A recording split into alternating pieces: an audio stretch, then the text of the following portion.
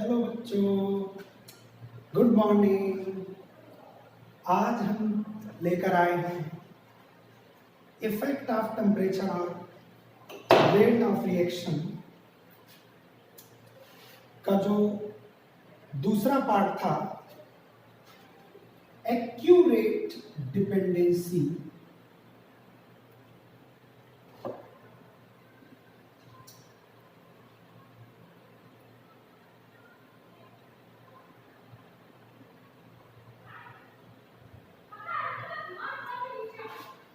Accurate dependency, यहीं पर हम बात करेंगे आर्हीनियस इक्वेशन की। बातें तो कई लोगों ने की इसके बारे में, लेकिन सबसे जो सही और एक्यूरेट इफेक्ट टेम्परेचर का रेट ऑफ रिएक्शन पर बताया वो आर्हीनियस ने बताया। आर्हीनियस इक्वेशन को जानने के लिए हमें थोड़ा सा बैक जाना पड़ेगा। पहले मैं आपको बता देता हूँ आर्हीनियस इक्वेशन है क्या। K इज इक्वल टू ए ई की power minus A upon R T. This equation is known as Arrhenius equation. Arrhenius equation. यहाँ सिंबल्स को देख लेते हैं कि आप सभी जानते हैं। रेट कांस्टेंट,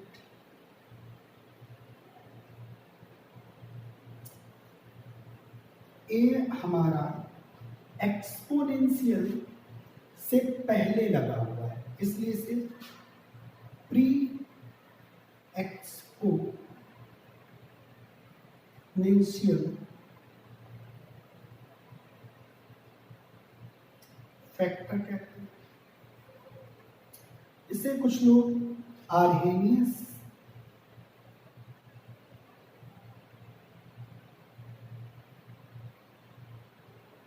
फैक्टर भी कहते हैं, and it is also known as frequency factor.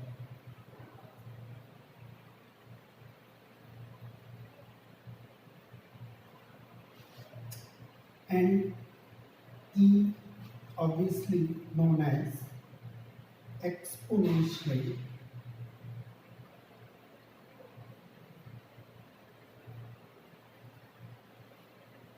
constant. EA refers to activation energy and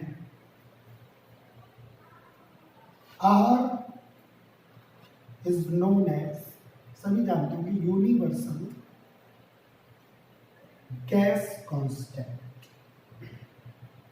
अब यहाँ एक चीज ध्यान रखनी है कि R की बहुत ढेर सारी वैल्यूज आप यूज करते हो, लेकिन यहाँ पर अगर एनर्जी की बात हो रही है तो एनर्जी हम लोग जूल में लेते हैं, तो इसलिए R की जो वैल्यू हम लेंगे वो जूल पर मोल के लिए लेंगे, तो इसकी वैल्यू हो जाती है जूल में 8.314 जूल पर मोल। और T ऑब्वियसली जानते हैं सभी, टेम्परेचर इन केल्विन।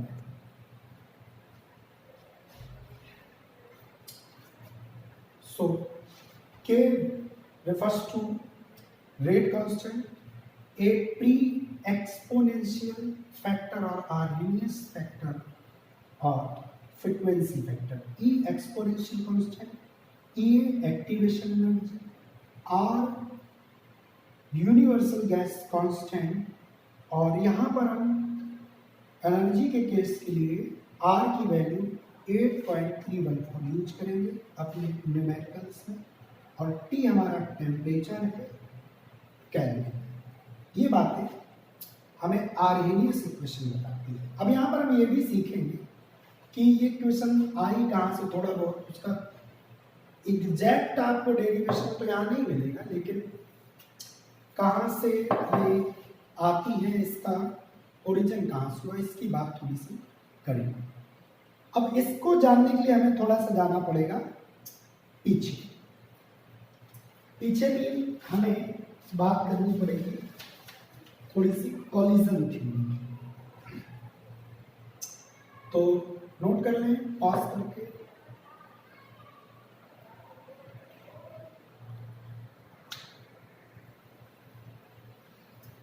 नोट कर लिया। देखो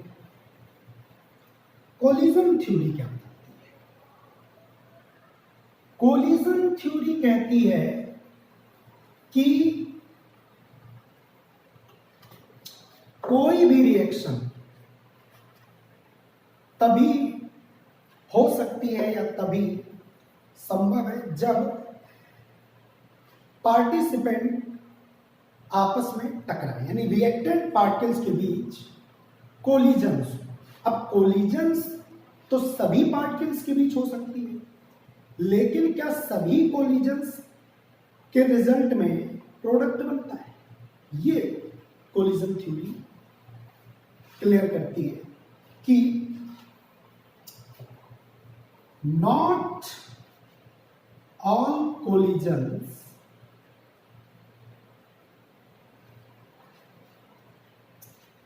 between reactant molecules are effective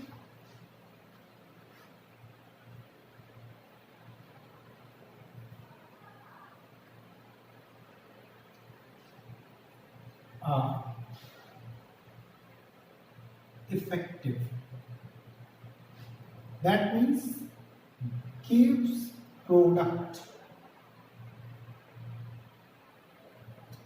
क्या बताओ, जरूरी है कि सभी कोलिजन्स के रिजल्ट में आपको प्रोडक्ट मिल जाए? नहीं, कोलिजन्स होती रहती है, बट उसके लिए ये जरूरी नहीं है कि सभी कोलिजन्स के रिजल्टेंट में आपको प्रोडक्ट मिल जाए।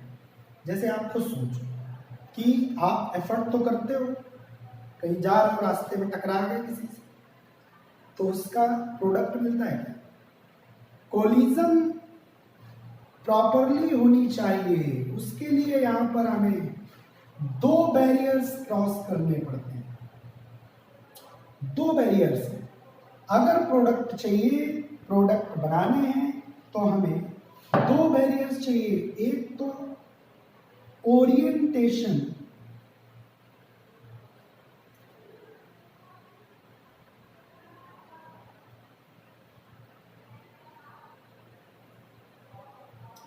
बैरियर, और दूसरा है एनर्जी बैरियर। ये दो बैरियर लगे। क्लास में आप घुमा फिरा रहे हो, कैंटीन ले जा रहे हो, समोसे खिला रहे हो, जब तक ढंग से कोलिजन नहीं होगा, जब तक कोलिजन का ओरिएंटेशन और एनर्जी नहीं होगी, तब तक मॉलिक्यूल्स कितना भी टकराते रहे। आप ऐसे रास्ते जाते हो, भीड़ में किसी से भी टकरा दो, तो क्या प्रोडक्ट मिलता है? प्रोडक्ट चाहिए तो प्रॉपरली ओरिएंटेशन होना चाहिए और एक एनर्जी बैरियर, एक प्रॉपर एनर्जी पार्टिकल्स के बीच होनी चाहिए टक्करों के दौरान, तब जाकर के हमें प्रोडक्ट मिलता है। और यहीं से हमारा आर्हेनियस इक्वेशन निकल के आता है। आइए बात कर लेते हैं सबसे पहले ओरिएंटेशन ग्रेडियंट, किस तरह से ओरिएंटेशन। सपोज दैट हमारे पास दो मॉलिक्यूल्स P2 Q2 जो आपस में कोलाइज कर रहे हैं और प्रोडक्ट बना रहे हैं P2। तो अब इनका ओरिएंटेशन अगर हम मान लें, ये हमारा पी मॉलिक्यूल है और ये हमारा क्यू मॉलिक्यूल है। तो ऐसे भी कोलाइज हो सकते हैं, नॉट इफेक्टिव, इफेक्टिव नहीं होगा, कोलिजन हो रही है बट प्रोडक्ट नहीं बने। ये ऐसे भी टकरा सकते हैं।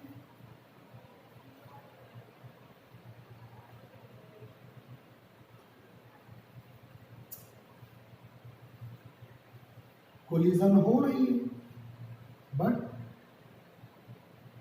प्रोडक्ट नहीं बने। Proper orientation, head to head collide करने चाहिए, like that.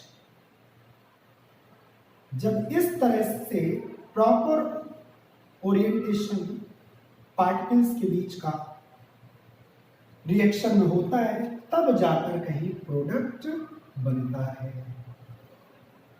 Like that. Proper head to head orientation होने पर हमें प्रोडक्ट मिलता है। ये इस तरह से टकराए, कुछ नहीं, ओरिएंटेशन क्या था, क्यू एक दूसरे से और पी प्रॉपरली टकरा ही नहीं देते। यही चीज यहां पर टक्कर नहीं होती, लेकिन हेड टू हेड प्रॉपर जब ओरिएंटेशन हुआ तब आपके प्रोडक्ट का फॉर्मेशन हो रहा है। अब जरूरी नहीं कि आपका ओरिएंटेशन प्रॉपर है, सब कुछ है और आपको प्रोडक्ट मिल जाए। उसके लिए एक और भी चीज एसेंशियल है। खूब आपका किसी के साथ ओरिएंटेशन अच्छा है, आप बातचीत कर रहे हो, आप कैंटीन ले जा रहे हैं कोल्ड ड्रिंक पिलाने के लिए, समोसा खिलाने के लिए, लेकिन आपके पास एनर्जी नहीं, पैसा नहीं, तो भी बात नहीं बनेगी। अगर हमें प्रोडक्ट चाहिए, अगर हमें प्रोडक्ट बनाना है, तो उसके लिए एनर्जी भी होनी चाहिए। तो अब यहां बात आती है फिर एनर्जी बैरियर की। नोट कर लें, ओके, नोट कर लिया।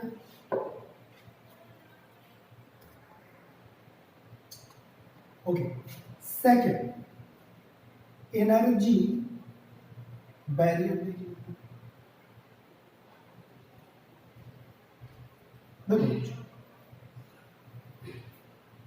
मान लो हमारे पास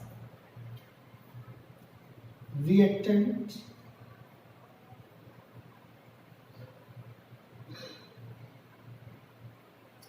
एनर्जी या आपकी रिएक्शन कोऑर्डिनेशन,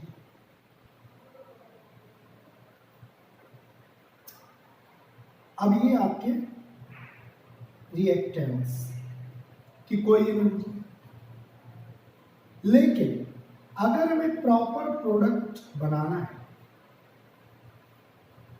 ये मान लिया प्रोडक्ट की कोई एनर्जी है, तो उसके लिए एक बैरियर होता है, that is called energy barrier. इसको पार करना पड़ता है और हर एक मॉलिक्यूल के पास कुछ ना कुछ एनर्जी जरूर होती है, उनके बीच कोलिजन्स भी हो रही होती है, लेकिन वो इफेक्टिव नहीं, क्योंकि उनके पास उतनी एनर्जी नहीं है।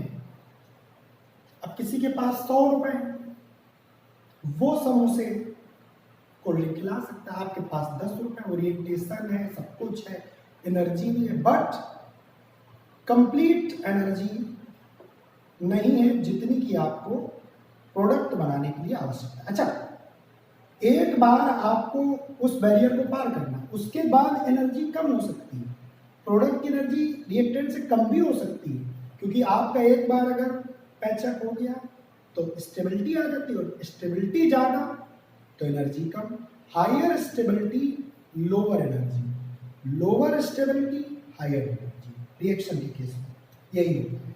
तो इस तरीके से एनर्जी का होना रिएक्शन में बहुत जरूरी है। तो यहां पर हमारे पास एक एनर्जी बैरियर है जिसको हम थ्रेशोल्ड एनर्जी भी कहते हैं, थ्रेशोल्ड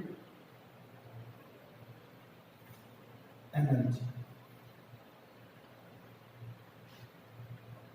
अब मान लो रिएक्टेंट्स के पास कुछ उनकी एनर्जी है, अब उससे जो ज्यादा एक्स्ट्रा एनर्जी चाहिए हमें, अब पूरी रिएक्शन के लिए तो इतनी एनर्जी चाहिए,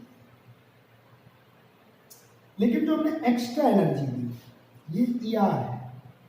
अब एक्स्ट्रा आप कितनी दे रहे हो, यहां से यहां तक, ये आपकी होती है एनर्जी ऑफ एक्टिवेशन या एक्टिवेशन एनर्जी EA, जो कि आपने एक्स्ट्रा एनर्जी रिएक्टेंट्स को दी उनके थ्रेशोल्ड एनर्जी के बराबर पहुंचाने के लिए, यानी एनर्जी बैरियर को पार कराने के लिए आप जितना extra amount of energy particles को प्रोवाइड कराते हैं, देते हैं, वही हमारी होती है एनर्जी ऑफ एक्टिवेशन।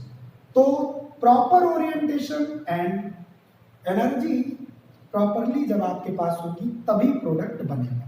अब यही बात की जाएगी कि भाई आपने